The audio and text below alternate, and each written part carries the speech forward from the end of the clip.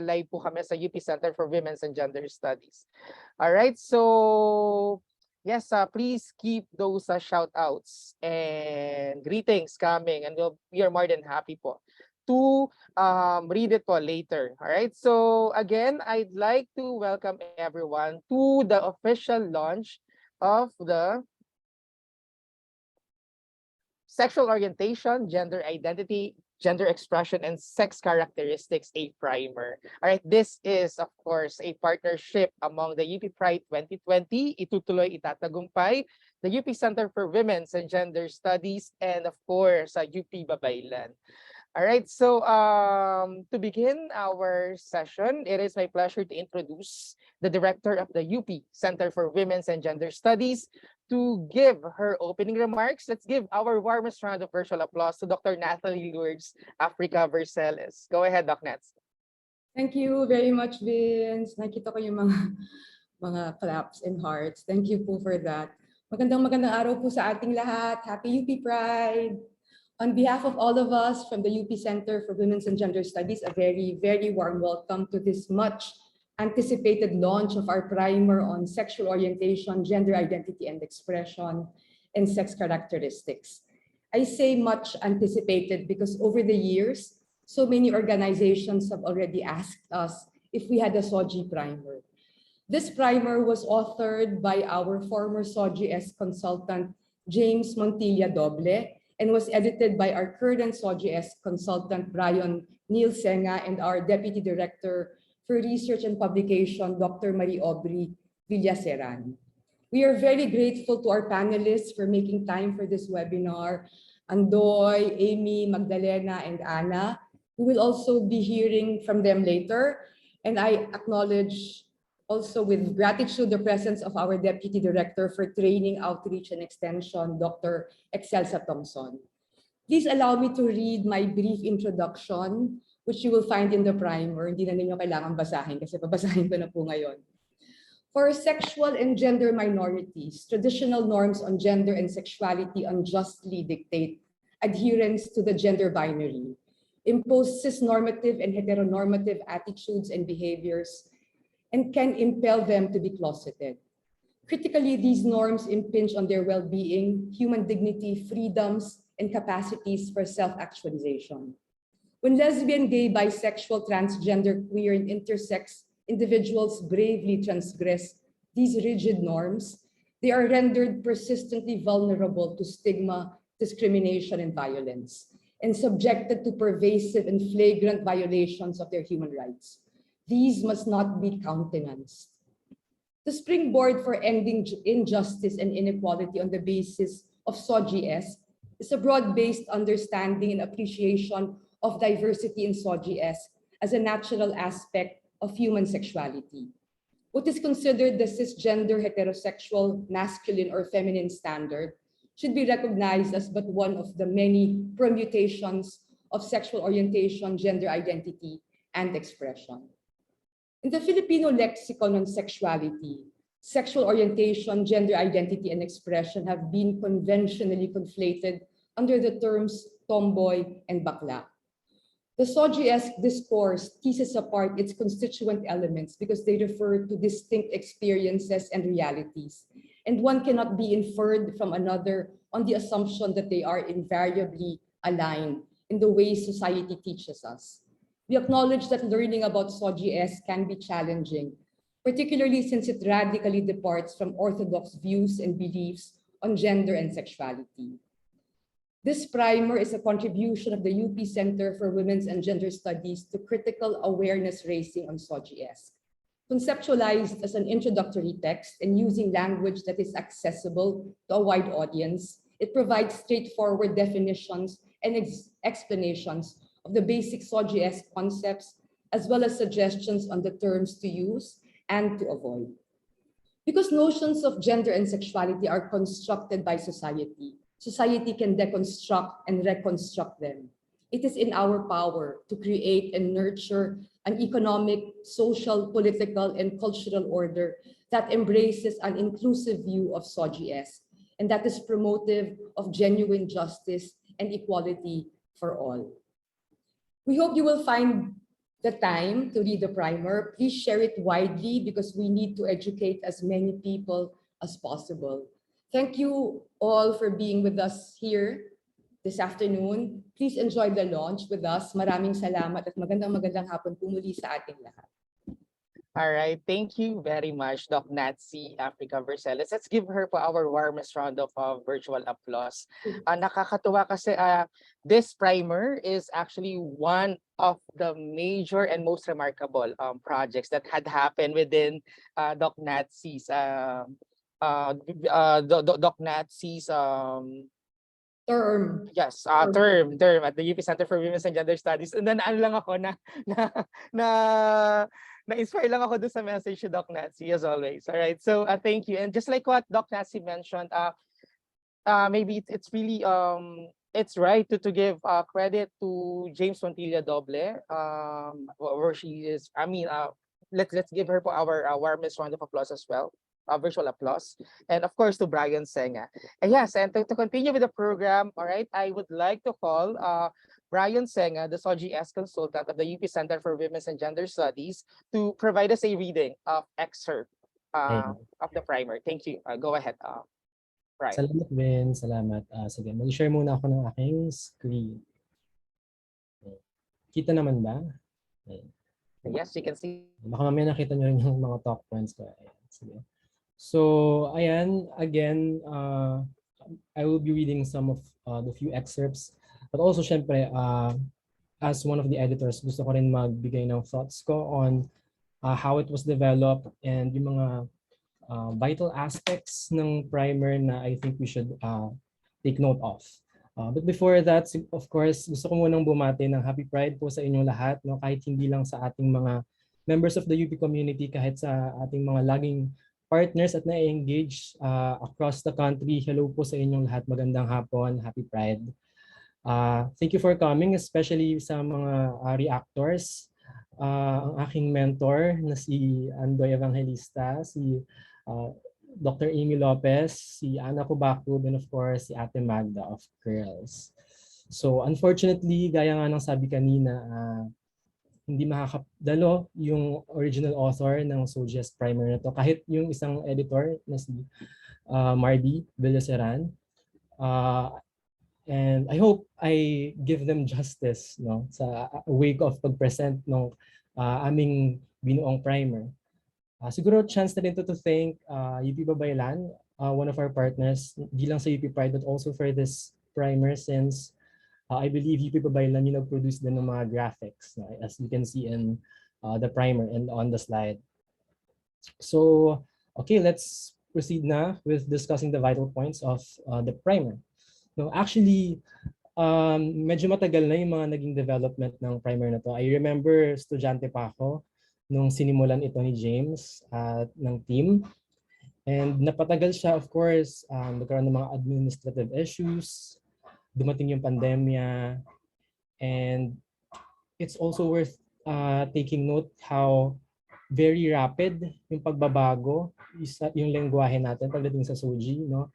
Naalala ko nung estudyante pa ako, wala pang sex characteristics, no? Pero ngayon, isinasabay na rin natin to sa ating mainstreaming efforts. Of course, naging matagal din yung proseso kasi dumaan din to sa ilang mga validation processes with other LGBTQI organizations sa buong bansa. Ayan. So finally, it's here after a long time. And what I personally like about this primer is one, it articulates, no, our definitions, our own definitions pagdating sa SOGIESC, no. And of course, as an advocate, no, as someone working then on LGBTQI rights, sometimes we get to see varying definitions, no, of these terminologies, especially as I've mentioned na medyo rapid yung changes, no, since we try to be as proactive and progressive as possible to make sure na sensitive yung language na ginagamit natin. No, and this is our attempt to having like a standard definition na somehow I produced ng center. No, we workshop then with other LGBTQI organizations, no, which I hope ay talagang sa mga realidad ng mga Pilipino. No? Apart from that, meron ding sections on gender affirmative terms. Ito yung mga bagay na magdi-discuss ng mga salitang dapat hindi na natin sinasabi or ginagamit. No? Just a few days ago, we were handling a SOGIESC discussion sa isang LGU sa Romblon.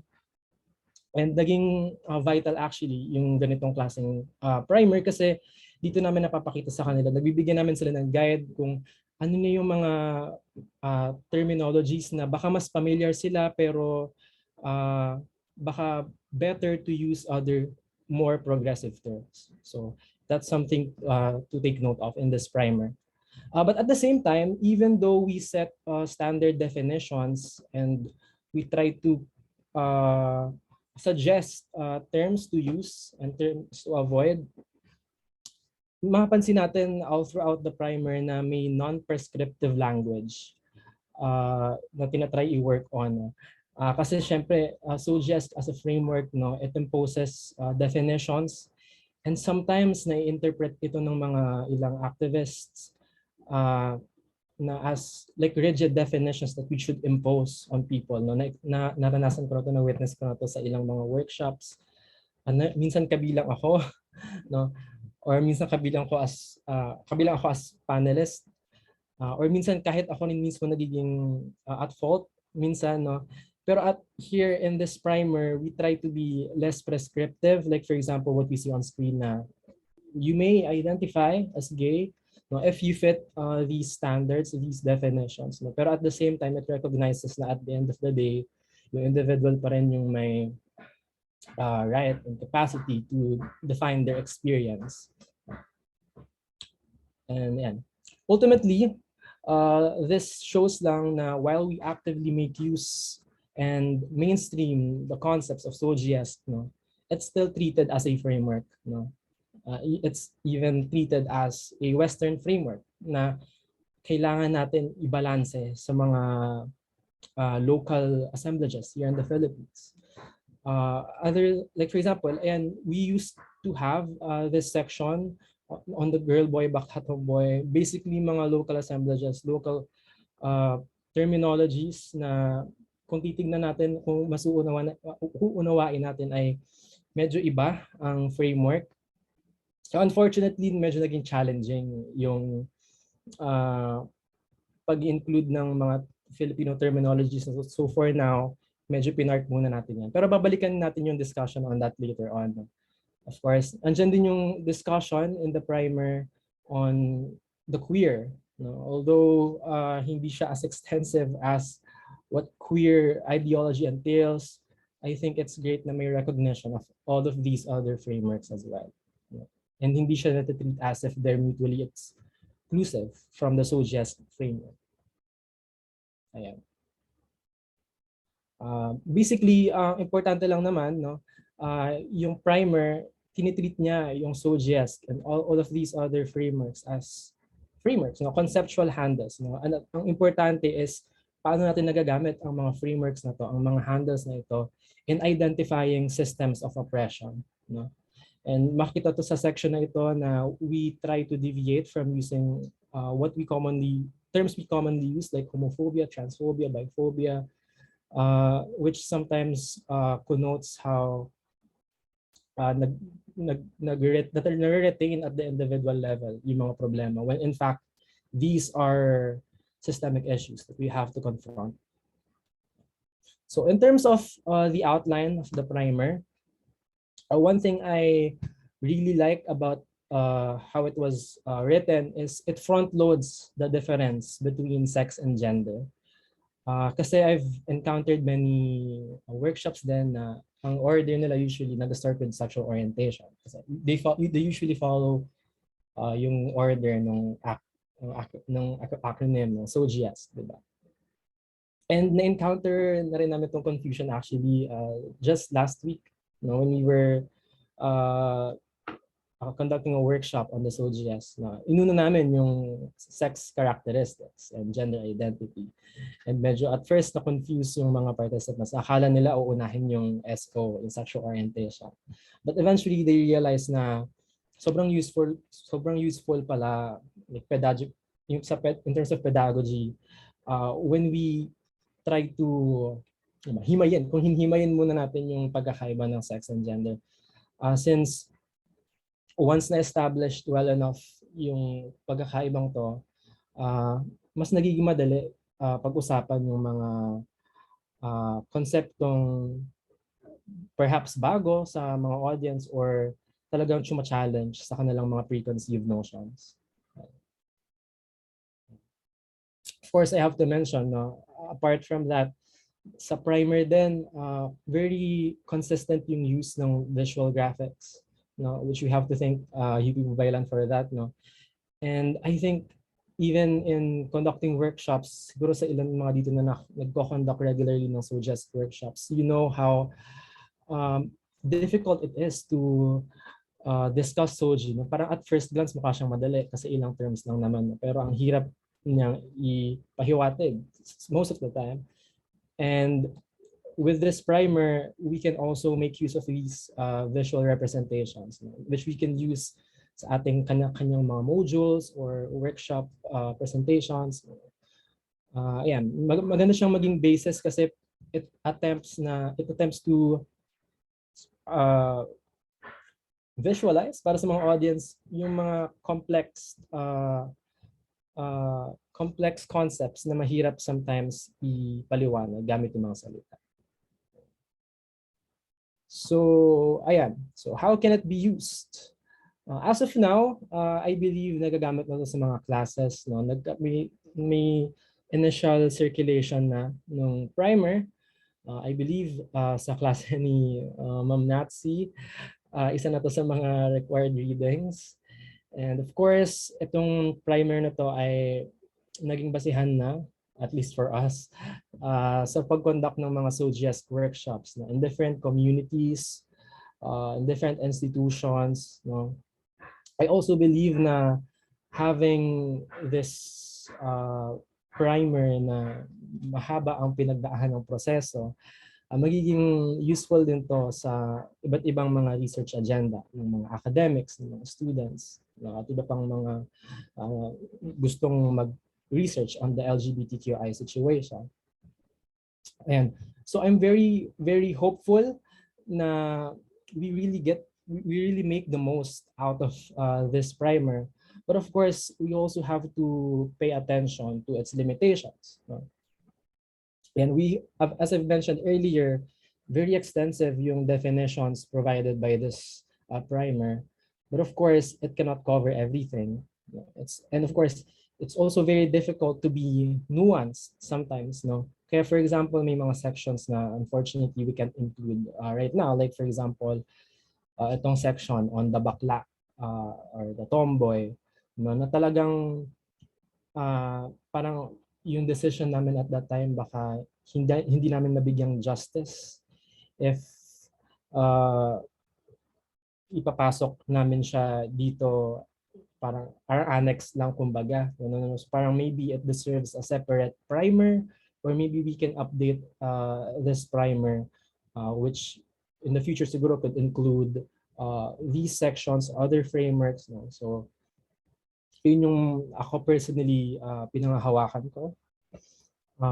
Also, this primer is very general, very straightforward, which is good.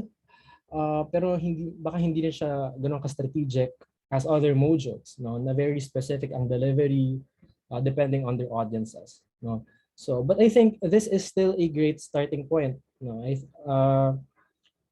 So siguro kayo, yung mga audience dito, yung mga panelists, you have your own modules on the SOGIESC. Kahit ako, no, as an advocate, meron din akong sarili. And sometimes, di ba, iba yung framing, iba yung lengguwahe, no, iba yung message, key points, key messages na dinadala.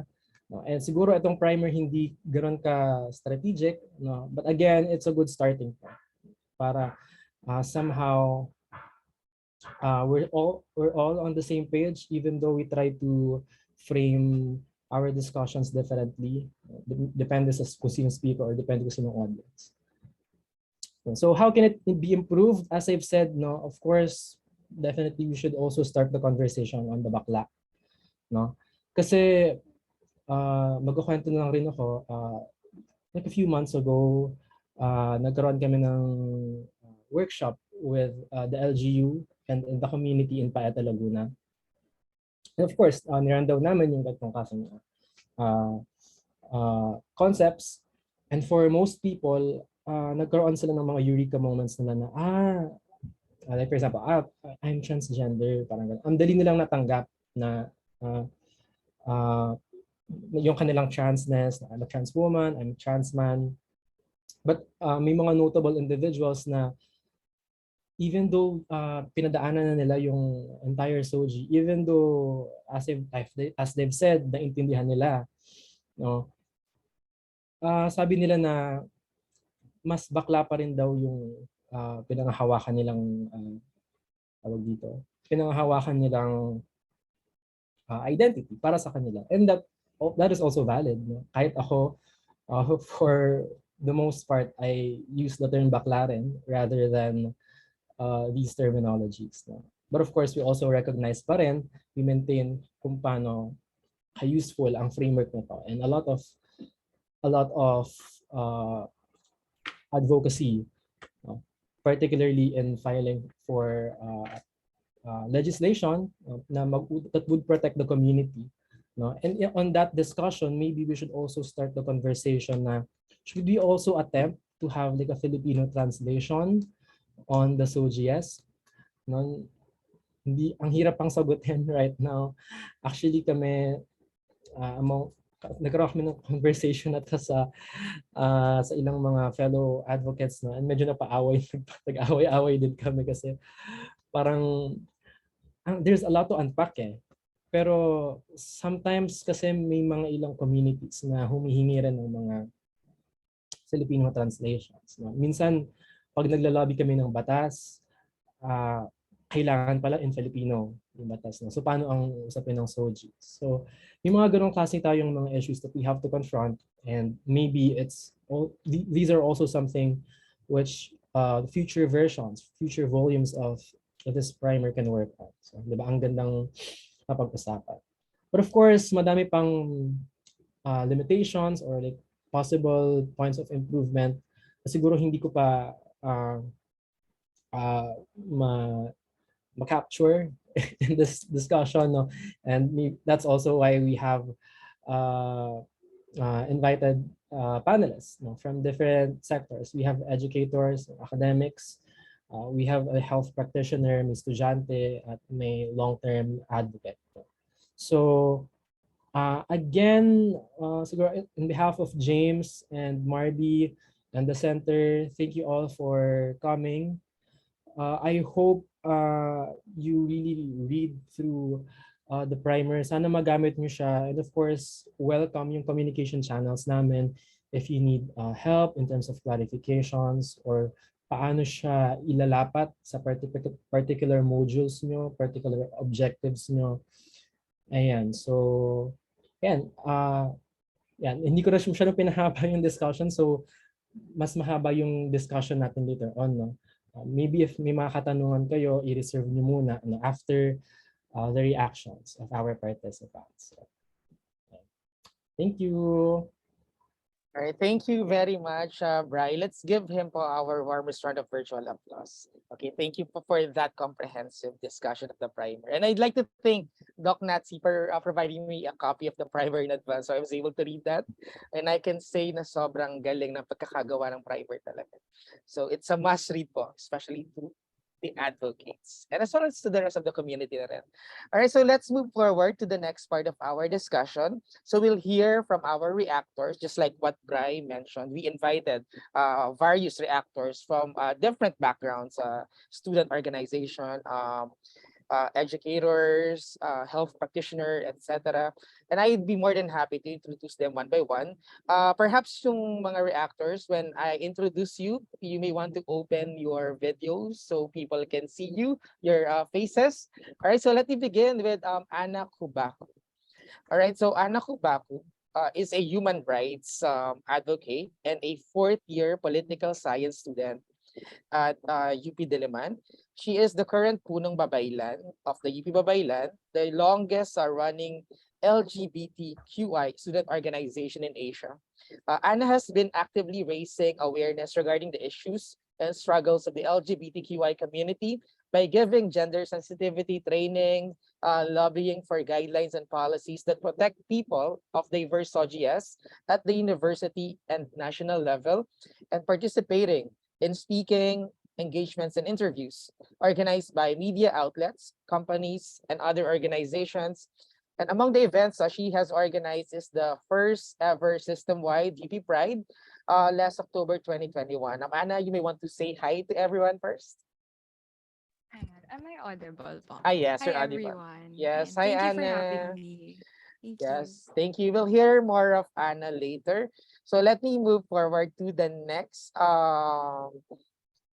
reactor. We have Magdalena Robinson. All right, so Magdalena, please turn your video on. All right. Okay, so Magdalena graduated with a degree in anthropology at the University of San Carlos, and recently graduated or finished her master's in public administration at the Cebu Technological University. She was the former officer in charge of the Cebu City Anti-Discrimination Commission, implementing the anti-discrimination law in her city. She is passionate to equalize the playing field for all, regardless of their social class, such as assigned sex, gender identity, gender expression, and sexual orientation. She continues lobbying LGBTQ plus affirmative policies, successfully advocated the passage of anti-discrimination ordinances in 2 cities, and recently an LGBTQ plus development program ordinance in her locality. Aside from being a trans activist, she is a trans beauty queen hailed as Maharani of Mandaue and Super Serena and Queen Philippines finalist using the pageant platform to promote transgender rights.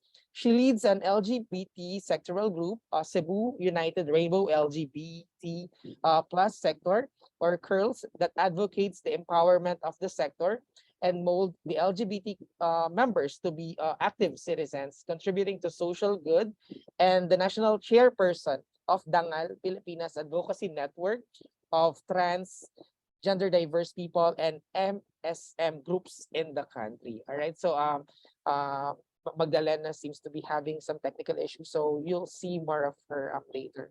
All right. But all right.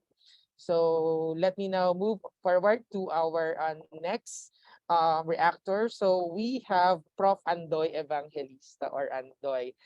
All right. So yes, let me just add. All right. So John Andrew G. Evangelista or Andoy for many is an assistant professor of sociology at the University of the Philippines, Diliman. Her research interests include queer politics, post-colonial theories, nationalism studies, and social movements. His published academic articles focus mainly on the dynamics of the queer movement in the Philippines. She also engages in public sociology by writing opinion pieces that seek to make the general public reflect on various queer issues. In 2021, Andoy received the UP Diliman Gawad Chancellor para sa natatanging guro. He is currently on study leave to finish her doctorate degree in sociology at the University of Hong Kong. The doctoral thesis that Andoy is currently working in seeks to contribute to queer theorizing in the global South by investigating how Philippines LGBTQ activists imagine the relationship between queerness and nationalism. All right, so Prof. Andoy, would you like to say hi to everyone? Hello! Ayan, nice to see. Actually, isa sa suki namin yan, si Prof. Andoy sa lahat ng mga pride na mga organizing or pride na mga webinars and mga events namin. So we'll see more of Prof. Andoy later. All right, last but definitely not the least, we have Dr. Amy Lopez. All right, so Dr. Amy, would you like to open your video? Okay, there. All right, so Dr. Amy Lopez is a doctor of medicine from the UP College of Medicine and she is also a residency. She's also doing her residency training in obstetrics and gynecology at the UP Philippine General Hospital.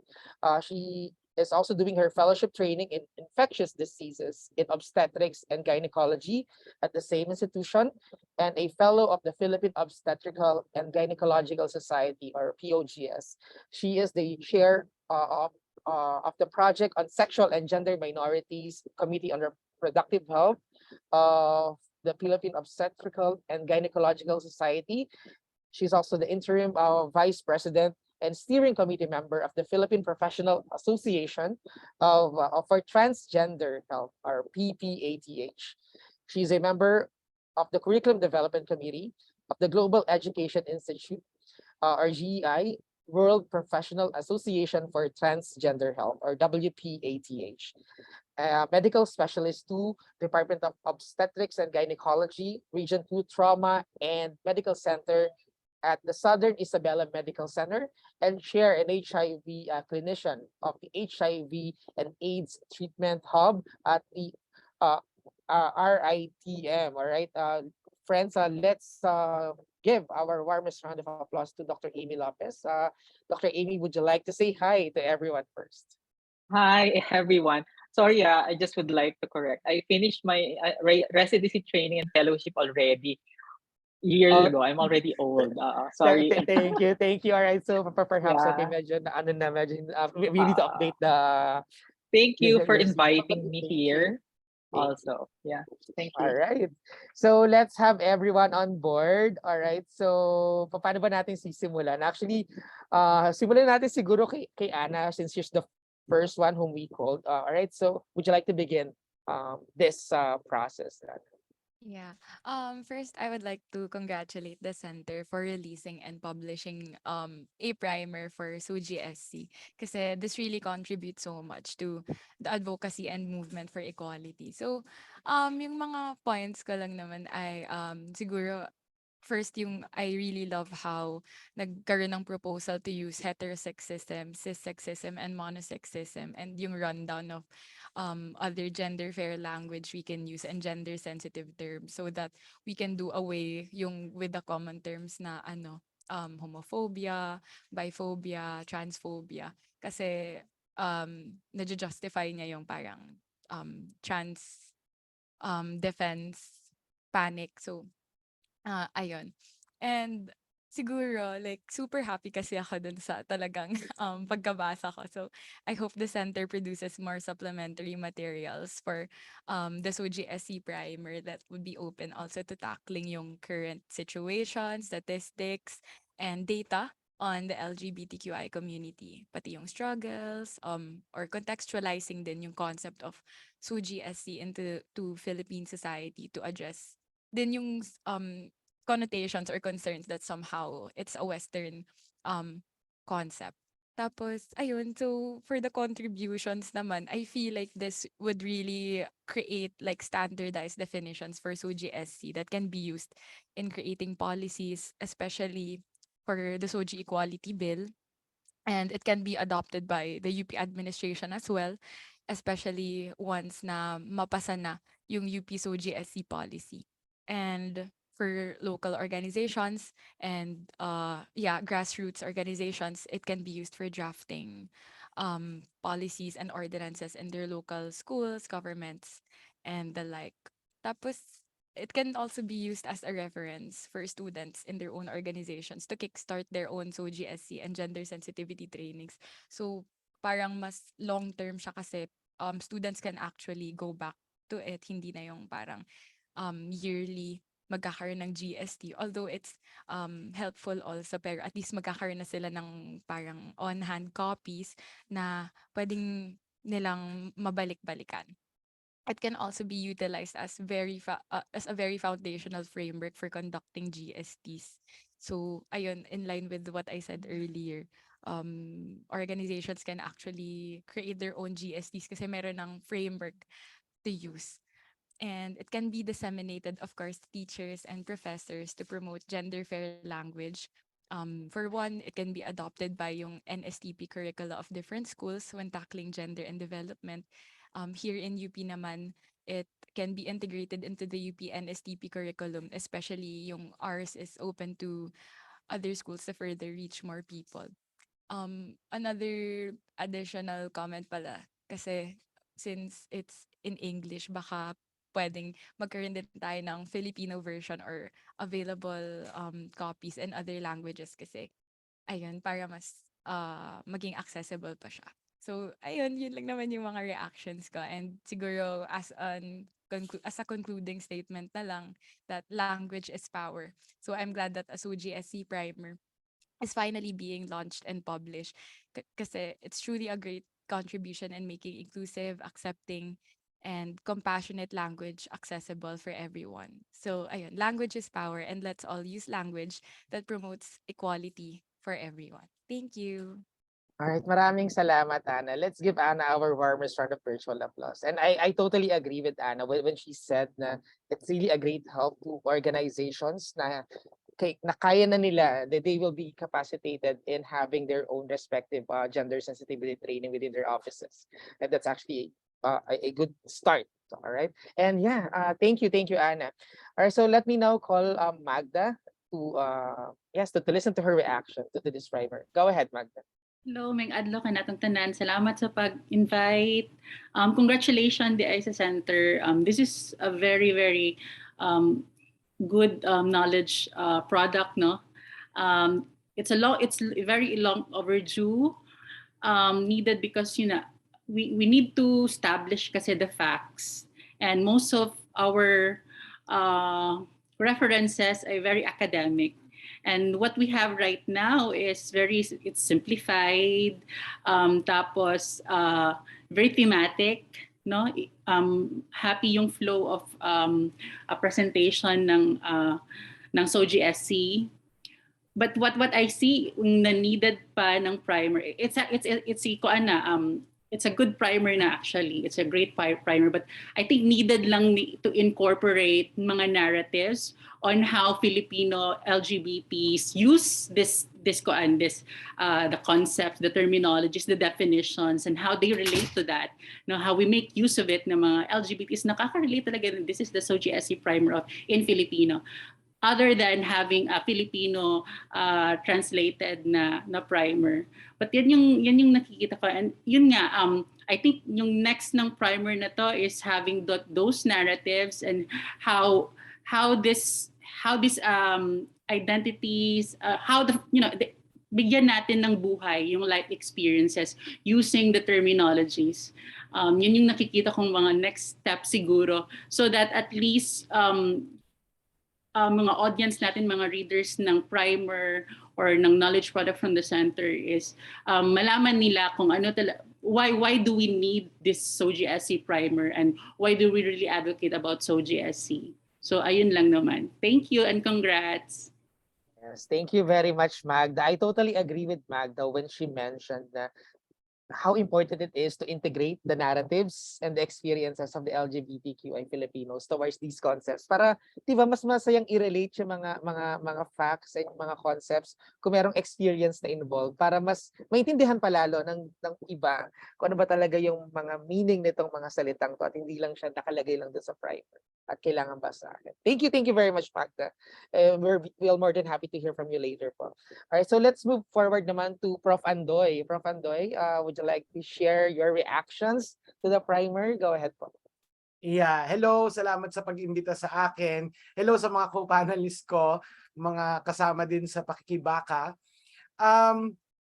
Anytime I read a particular knowledge, and I like that Magda puts this as a knowledge product. Every time I read a particular knowledge item, I think it's very helpful to rely on one sociologist, Peter Berger.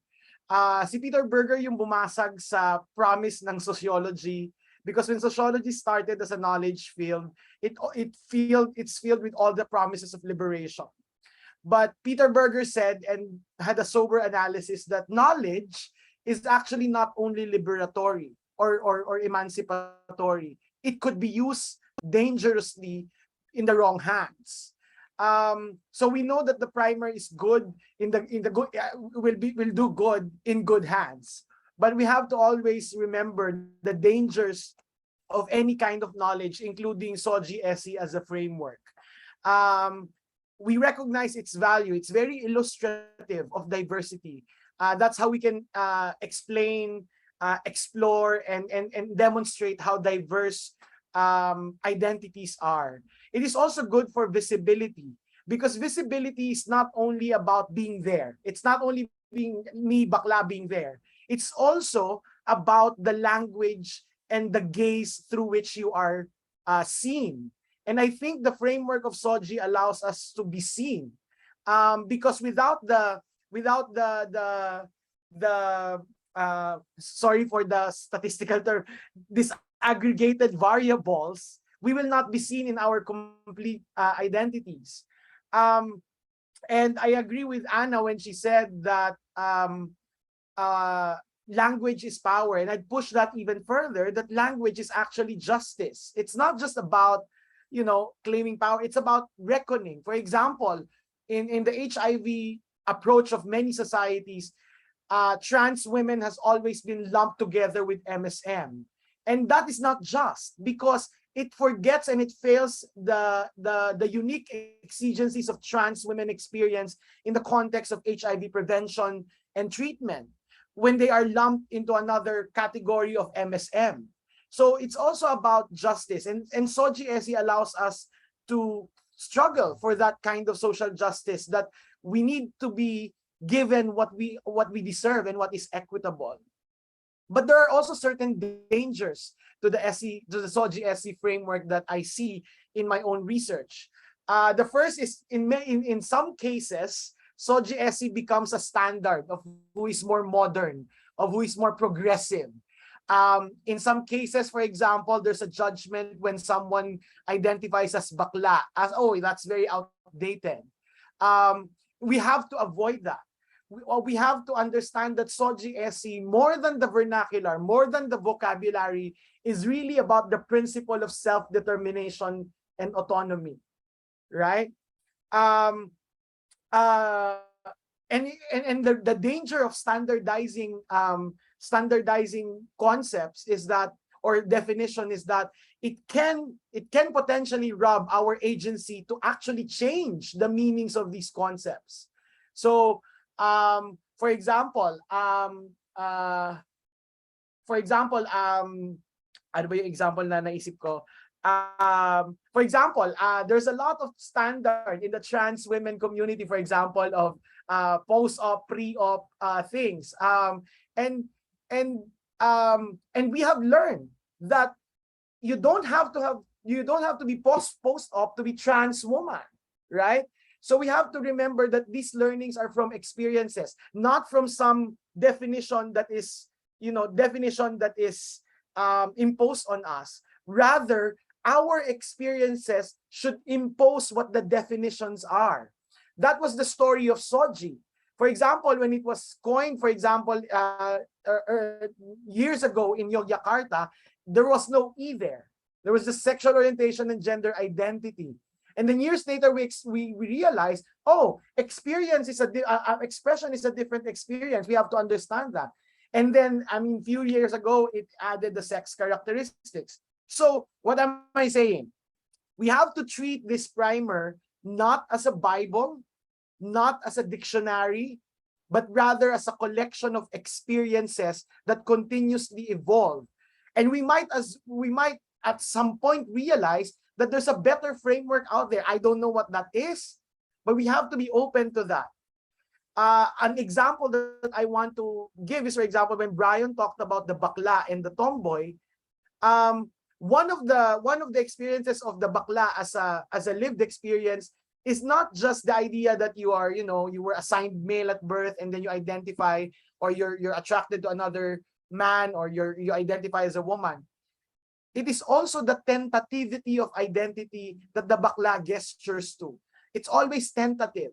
And we can exploit that idea to actually further the cause of self-autonomy. That autonomy is not something that is given to us to be boxed again.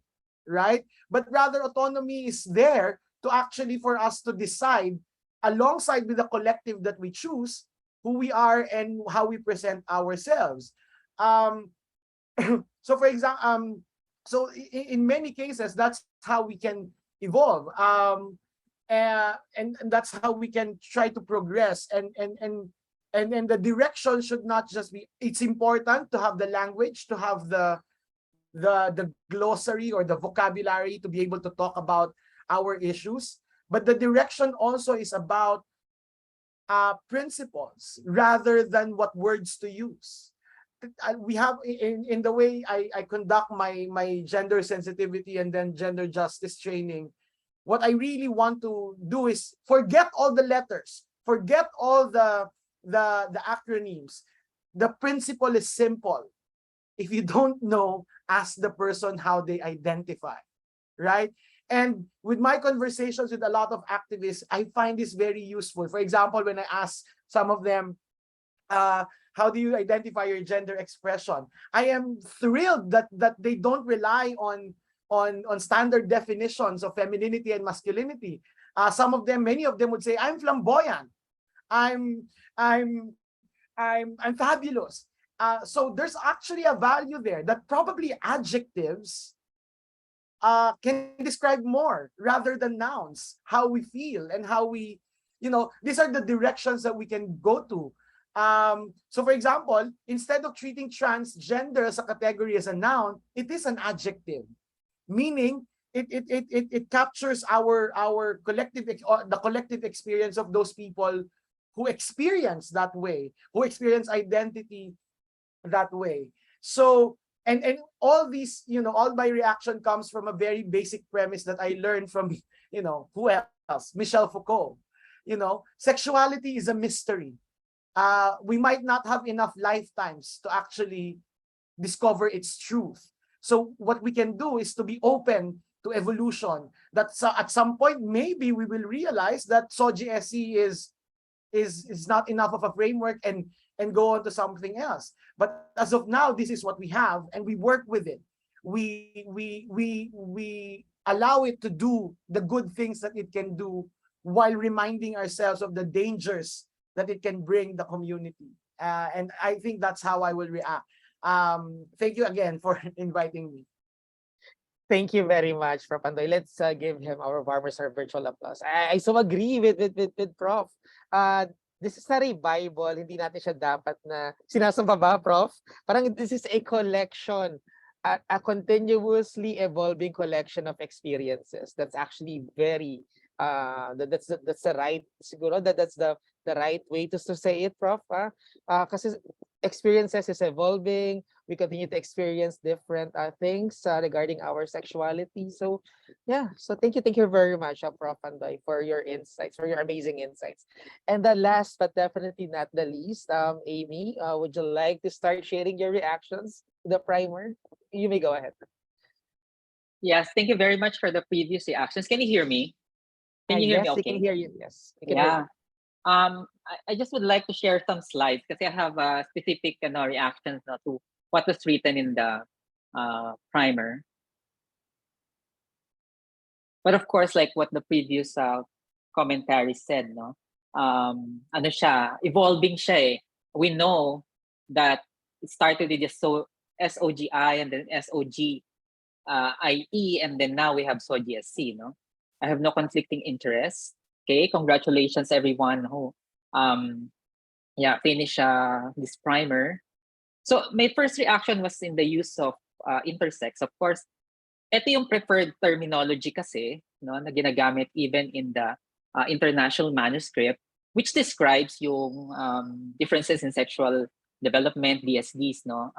Although you might want to also mention that in the manuscript, probably because in medical experiences, no, this is what we use, no, these orders of sex differentiation. But in general conversations, it's better and preferred to use intersex. Okay, so these are the definitions, no. Maikli lang naman yan. There are 2 tables for that. And for also one comment on the mention of maleness, femaleness. I don't know, how were you able to resolve between femaleness or womanness and femininity, or maleness versus manness and masculinity? And then, of course, the pages on that discuss cisgender and transgender. As far as I could remember, no, the transgender terminology originated from yung terminology na transsexual, and it evolved, no, which is the more proper terminology now to use is transgender or trans woman or trans man. And that's where cisgender actually originated. Kasi before, wala naman cissexual. Wala tayong ginamit na trans and cissexual.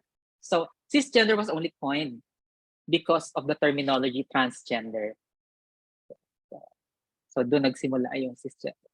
And then, of course, what we're using now in the international, in the standards of care for the health of transgender and gender diverse, version 8, under the World Professional Association for Transgender Health, is the terms transgender and gender diverse, or the TGDs, no? Itong terminolohiyang ito is base sa pag-uusap sa buong mundo, but mostly in the Western Hemisphere nga. Although some included in the discussion, no, experiences in South Asia also. So these are the new terminologies that you might want to consider. Okay, and then of course the term non-binary. Ito yung dito nilam together yung mga terms na bigender, agender, queer, demi-boy, demi-girl, those that do not fall within the binary definitions also. This is a specific chapter also in the standards of care for transgender and gender diverse people, version 8. So this, for those who has a copy of the primer, no, you might see these terminologies in page 17. Okay. And then, of course, the gender affirming care terminology or gender affirming intervention. We have different terms like genital gender affirming, particular for the genital surgeries, non-genital gender affirming surgeries, those that are done, no, like on the face, for top surgery. So yeah, these are found in page 18 and 19. Okay, so medically, in the International Classification of Diseases, we shied away already in using gender non-conforming. But of course, this is medically, when describing differences in sexuality, or conditions related to sexual health, we use the gender incongruence terminology. This is the latest recommendations from the World Health Organization. Okay. And of course, this was already clarified in page 30. The term homophobia should not use anymore, transphobia, because they are not irrational fears. Okay. So, the fears of diverse gender inside, it's ridiculous. No? Okay, and of course, the use of trans man, trans woman, we can use also the term trans to describe the individuals. Okay, so this I would like to include also. This is the way I conceptualize the SOGIESC concept. So first we have the sexual characteristics, of course, the male, the female characteristics, and then we add the gender expression, and then we intersect it with the sexual orientation and identity. And that's where you will have the different all the different combinations of the dimensions of sexuality and gender. So anything that falls within the two ends of the point, would be an infinite possibility in between. But of course, you cannot have an infinite femininity and infinite masculinity. That's why I didn't put an arrow at the end. No, it's just a period. There's the infinity is within the dimensions. Okay. So that's how I illustrate the SOGIESC concept also. But of course, again, just like Professor Andoy has said, this is an evolving concept. It will continuously evolve. Okay. Even with the standards of care that I have mentioned in the WPATH, they continually change the terminologies, the definitions of the concept that they use in the medical care of transgender and gender diverse individuals, where of course most queer also fall under and within the TGT group. So, ayan, ay gumagalaw pala. Okay. Again, that's my those are my reactions. So different. Of course, there will be a certain number of individuals that more identify, on certain points, of this multi-dimensional concept, of SOGIESC. Oh, Thank you again and congratulations. thank you very much, Amy. Let's give Amy our warmest round of virtual applause. Actually, Amy ngayon pa lang, may mga nag-personal message siya sa akin. If they can borrow daw your diagram, yung ginamit ng diagram. Yan, yung may mga Yung lines. mathematical. Oo, oo. Oh yeah, the yeah, sure. It's a I'll give it to different you. it's a different experience though. So yes, Amy would be she would she Definitely. can share it with everyone. And thank you for providing us with these insightful comments from you. Sobrang nakakatuwa that you're able to really express your comments in a way na mas madali siyang intindihin, especially when you put the diagram. Although ayoko ng diagram kasi it's a mathematical, di ba? Pero yeah. di ba? Pero thank you kasi nga nakakatuwa na actually I agree na it may be it may not be infinite pero within the dimension ano siya encompassing siya at wala siyang katapusan. So talagang hirap pa rin na ikahon natin yung mga salitang ito at ikahon siya bigyan ng limit. Ayun. So thank you, Amy. All right, so siguro at this point, before we move forward to our question, because may mga nagtatanong na sa ating chat box and Q&A boxes here, perhaps we may want to get messages from the rest of the panel.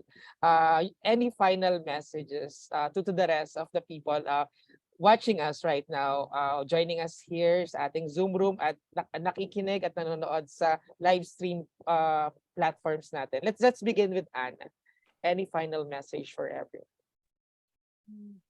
Siguro parang kuha na lang din po ako sa sinabi ni Mix Andoy na hindi lang yung language ay makapangyarihan. Isa rin siyang parang paraan or tool, kumbaga para makamit din yung hustisya. So, ayun, sana itong SOGIESC primer na to magamit natin sa mas makakabuti para sa lahat, para mas kumbaga para matamasa or like maabot na natin yung pangarap natin na lipunan na merong pagkakapantay-pantay. So, hindi man natatapos yung parang laban natin para sa pagkakapantay-pantay sa pagkakaroon ng isang SOGIESC primer, pero isa siyang simula at malaki siyang hakbang para maabot natin yung pagkakapantay-pantay sa Pilipinas. Ayun. Thank you po. Thank you very much, Anna. How about you, Magda? Magda, you're on mute. Actually, I'm excited to put it into practice and how people or Filipinos going to use the primer, and very very excited also sa advocacy na etong primer na to ay mapupunta sa ating mga government officials, government officers, mga health service providers. So para at least alam nila ito pala yung mga LGBTs, ito palang SOGIESC na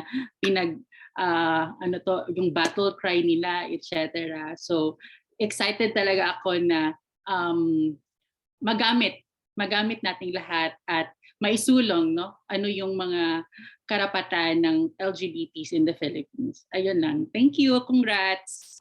Thank you very much, Magda. All right, so let's move forward to Prof. Andoy. Go ahead, Prof. Siguro yung final words ay hindi ko alam kung kailan ko siya magagamit kasi 2025 pa ako mabalik. Pero siguro because I always believe the experience should be the ultimate resource of how we define things. Kailangan supreme yung experience. So maybe ang isang paraan kung paano ko gagamitin yung primer is after I present it, I will ask the audience or the participants what parts of your experience are captured by this and what parts of your experience are not. Because I think that last question is very important for us to actually either reformulate our definitions or probably find new ones that will capture experiences in a much more inclusive and just way. So I think that's how I would probably use it, with always in mind experience is supreme. Thank you very much, Prof. All right. And last but definitely not the least, Amy. Go ahead. Yeah, thank you. Thank you again no for the group who made this possible. I would like to ask permission also to use this in our training of trainers for doctors. Now I'll be doing it on November 7. This will be the first module actually. The SOGIESC. And it's a manuscript that I can hold on to as well, no, to make it valid, no, the definitions of SOGIESC from my experiences, and I found it in this book. And of course, yun nga yung dimension that I made, no, way back 2021. Ma-include ko na rin siya, no, with this manuscript. Thank you again. Thank you very much. Thank you, Amy. All right, so let's give our panelist reactors our warmest round of virtual applause at yung mga heart reacts natin. Thank you, Prof. Andoy, Magda, Anna, and Amy for gracing this afternoon session. Yung mga insights nyo, yung mga comments, and your mga shinare nyo, these are actually what we need in order for us to fully understand kung ano ba talaga itong primer na to.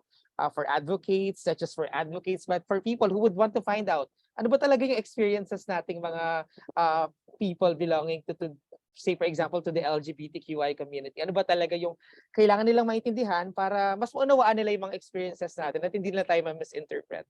Thank you very much. And with that, we'll move forward to the question and answer, but then we would like to request the reactors to stay with us siguro if you would want to share your insights pa rin sa mga gusto kayong isagot sa mga magtatanong. But I would be adding Brian as part of the panel para din to help us out in answering all those questions. Siguro we may want to begin the question from an anonymous attendee. Actually, meron siyang tanong dito na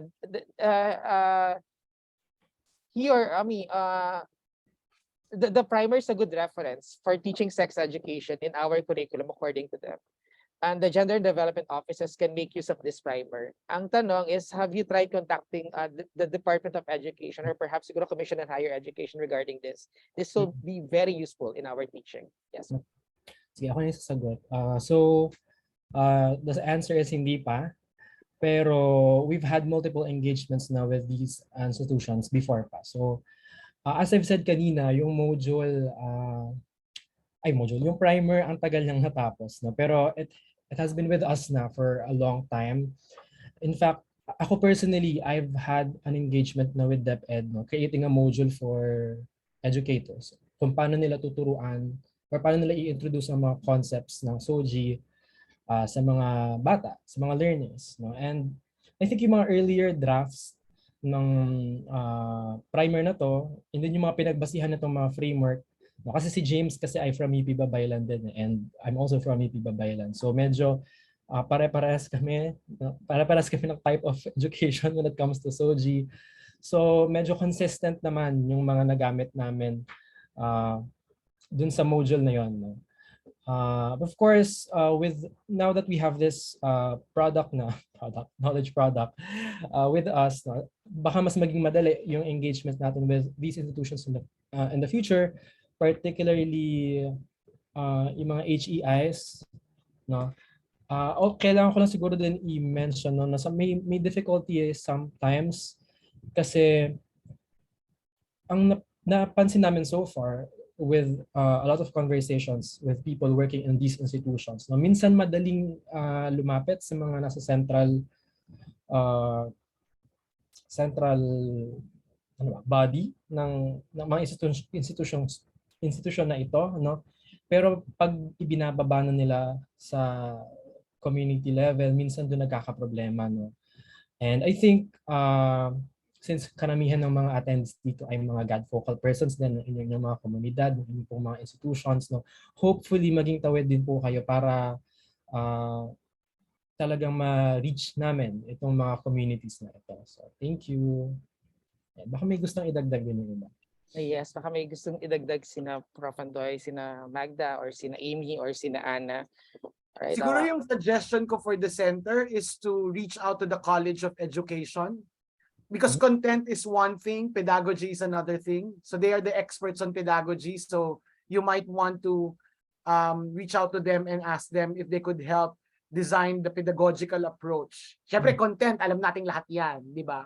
Yung pedagogy kasi yung kailangan mo ding ituro doon sa mga teachers of how they will deliver the course. So yun yung isang naisip kong baka productive way of also moving forward. Saka plus, I think yung mga taga-College of Education, may mga connection yan sa ano. for sure, yes. Thank you. Ilabi na rin sa gender and development, no, vocal systems, kasi sila talaga yung very direct in informing the public about our experience, no, in our different identities and expression, as well as ayun nga. So not just sa education sector, but lahat na. So it's really a challenge for us advocates how to make use of this, because this, sabi natin na very powerful yung knowledge. Yung sa atin lang is taking action on how to convey our interest, no, when it comes to making use of this knowledge product. Ayun. Thank you, Magda. Bri, we have here, actually before anything else, kanina pa rin marami nagme-message. Can you please share with everyone how can they get an e-copy or a soft copy of the SOGIESC Primer? Ayan, nilagay ko sa chat siya kanina pero baka hindi mo nakita.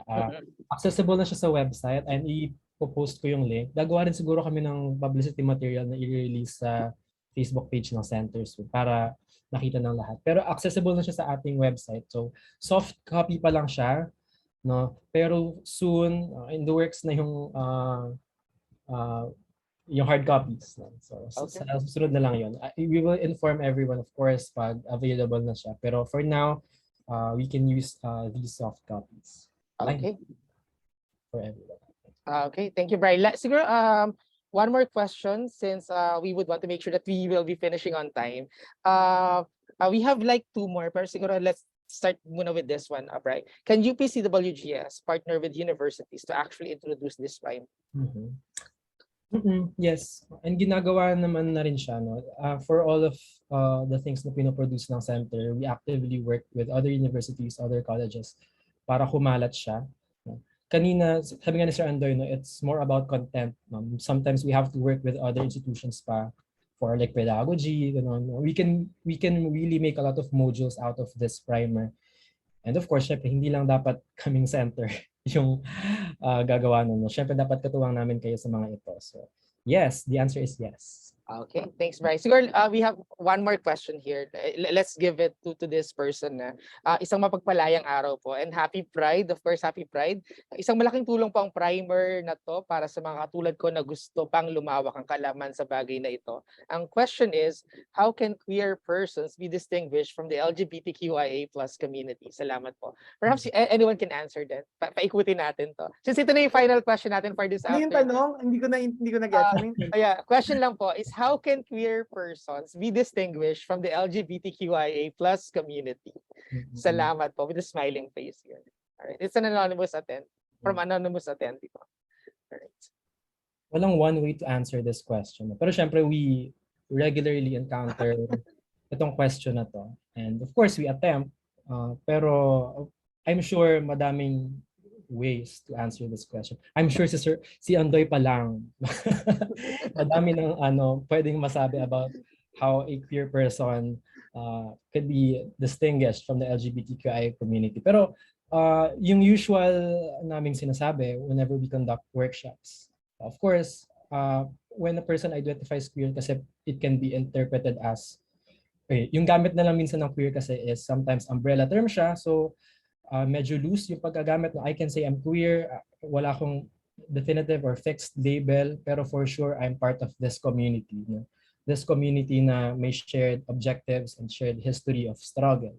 So, but for some people, for a lot of people, political identity rin yung pagiging queer. No? siguro kaya simulan ko pero baka mamaya si Sir Andoy baka may mas mahabang diskusyon sa queer, no. Nung estudyante ako sa UP Babaylan, ang pinaka best way na inexplain nila sa amin yung queer is it's an label, no.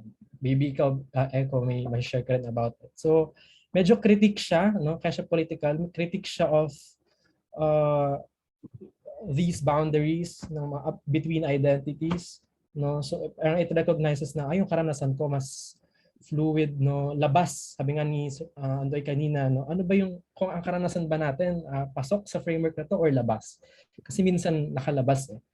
And for some of these people nakukuha ng queer ideology yung ganong klaseng karanasan. So, and that's also valid, no? Hindi kailangan, sabi nga ni Andoy kanina, we should not treat yung SOGIESC framework or this primer as a Bible, no? We don't have to tick all of the boxes. At the end of the day, karanasan pa rin natin yung mag-matter. These are just guides, sabi nga ng mga workshops, no? Guide lang siya. No? The others can answer. Yes, Sila ang sasagot? Sila Frida Kahlo na nasa likod. Sila Angela Davis. Anyway, hindi. Actually, maraming usapan yan eh. Kasi una, pag kinabit kasi yung queer dun sa LGBTQIA, to me, it sounds like a noun, an identity, a description, an adjective of, yung nga sinabi ni Brian, anti-identification. In that sense, that's why it was used actually as an umbrella term for everyone under the community, because we don't identify with the norm. And that's why we are all queer, regardless of whether you're lesbian, gay, bi, transsexual, transgender, or actually yung malalapit na mga asexuality is actually one of the queerest. Bisexuality is one of the queerest. So sometimes it's used as that, as a spectrum of who's the most outside. So that's using it as a noun, as an umbrella term, because we don't identify with the normative. The second usage, and this is mostly among researchers and scholars, it's a verb. It's doing something. It's unsettling. And how do you unsettle? You show that the norm does not correspond with experience. Usually that's the approach. So and to me, I don't really make if we use it as an identity of a person and not as a verb, I don't really make a distinction. It's part of the community. Anyone who doesn't identify with a patriarchal heteronormative norm is queer, right? And there are two ways of dealing with that. Sometimes, it's been used as a pejorative term. Historically, queer is pejorative, but people have reclaimed it and say, yeah, it's good to be outside. It's good to reveal, to expose the oppression of society. Things like that. So,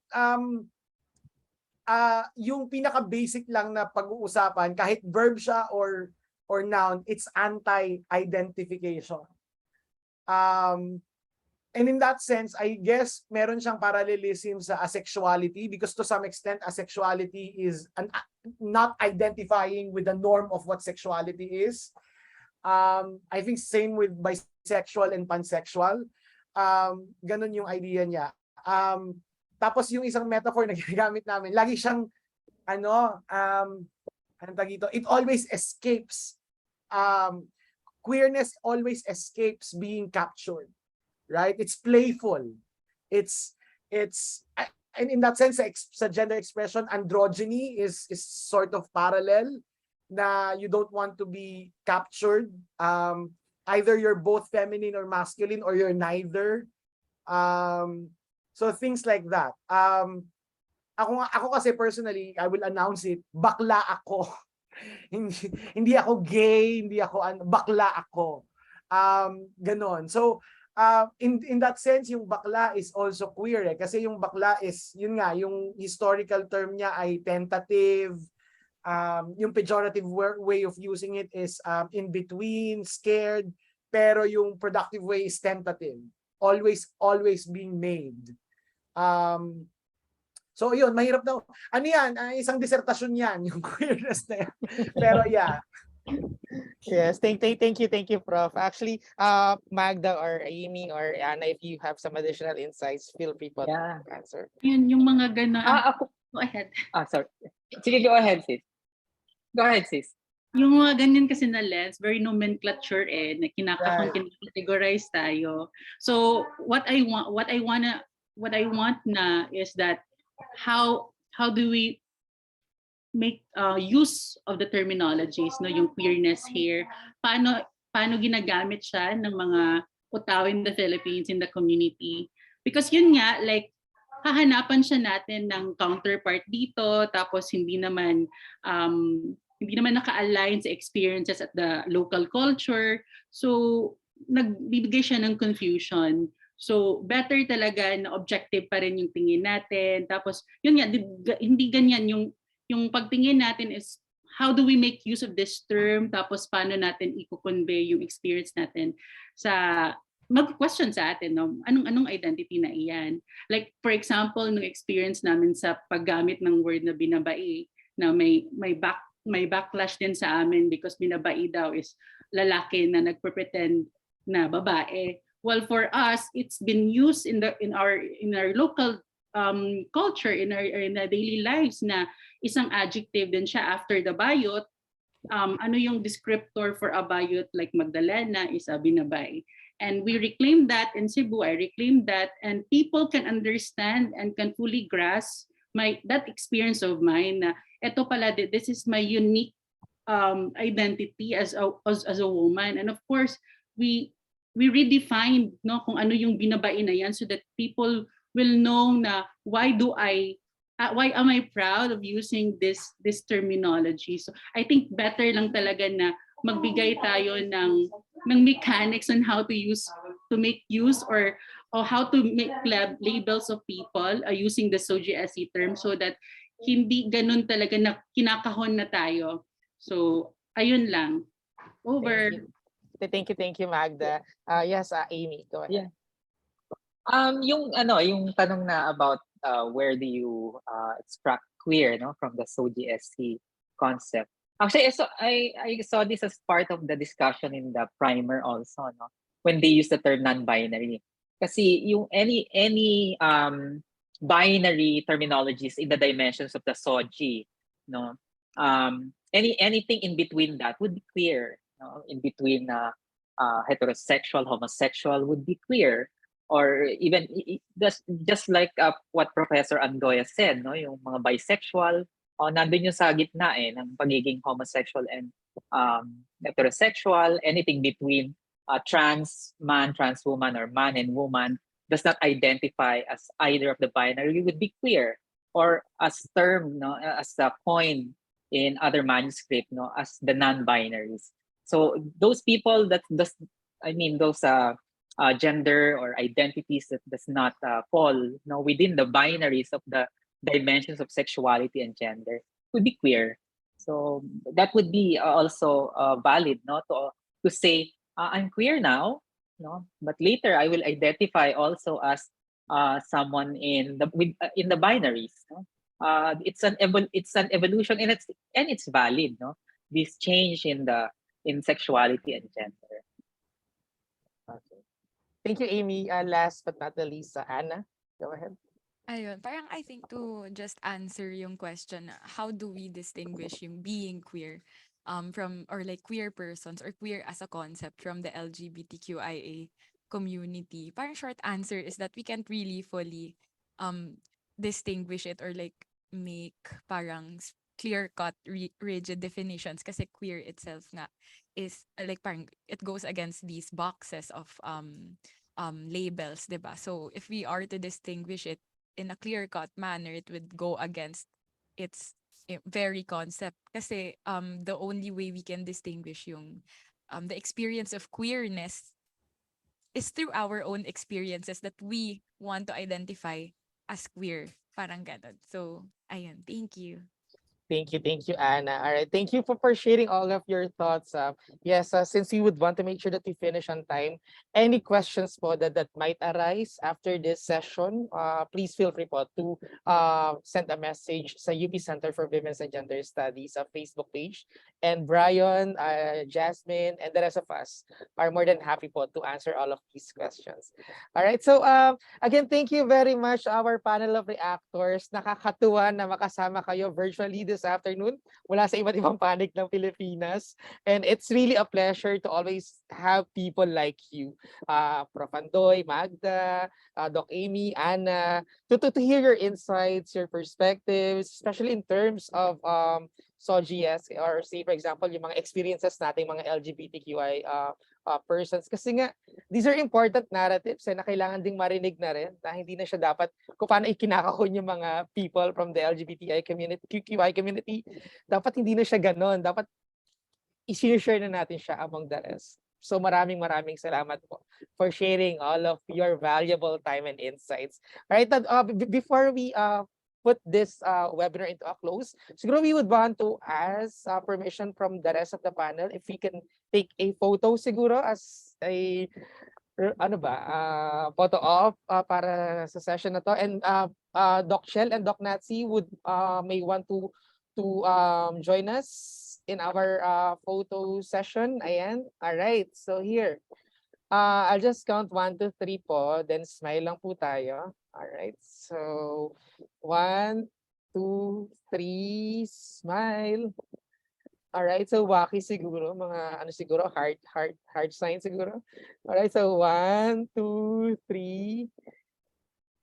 Yes, thank you very much po. Thank you again to our panel of reactors. Maraming salamat for taking the time to join us. All right.